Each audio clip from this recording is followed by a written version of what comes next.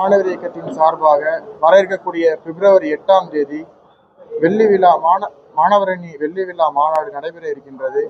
அந்த மாணவரணி மாநாட்டையொட்டி செங்கல்பட்டு வடக்கு மாவட்டம் சமூக நீதி மாணவரின் சார்பாக செயல்கள் கூட்டம் நடைபெற்றது.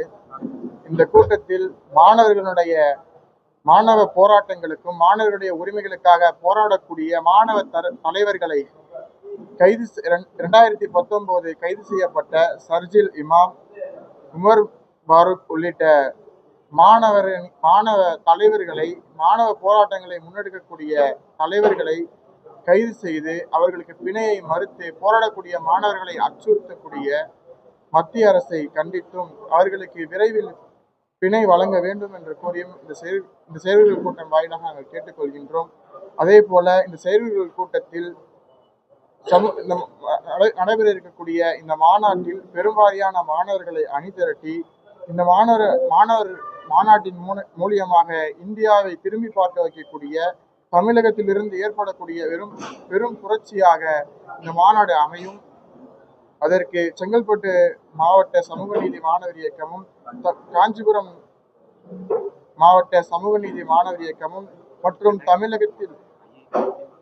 தமிழகம் முழுக்க இருக்கக்கூடிய அனைத்து கல்லூரிகளினுடைய மாணவர்களும் இதில் பங்கெடுப்பார்கள்.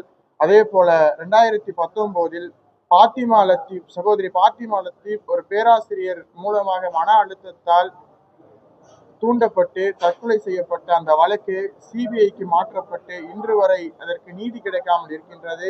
அதற்காகவும் இந்த செயல்கள் கூட்டத்தின் மூலியமாக அதற்கு நீதி வழங்கும்படி நாங்கள் வலியுறுத்துகின்றோம். சமூக நீதி மாணவர் இயக்கத்தின் சார்பாக அதை வன்மையாக கண்டிக்கவும் செய்கின்றோம். இந்த மாநாட்டில் RSS சங் பரிவாரர் கூட்டத்திற்கு சிம்ம சொப்பனமாக திகழக்கூடிய தமிழ்நாட்டினுடைய துணை முதலமைச்சரான அண்ணன் உதயநிதி ஸ்டாலின் அவர்கள் பங்கேற்கிறார்.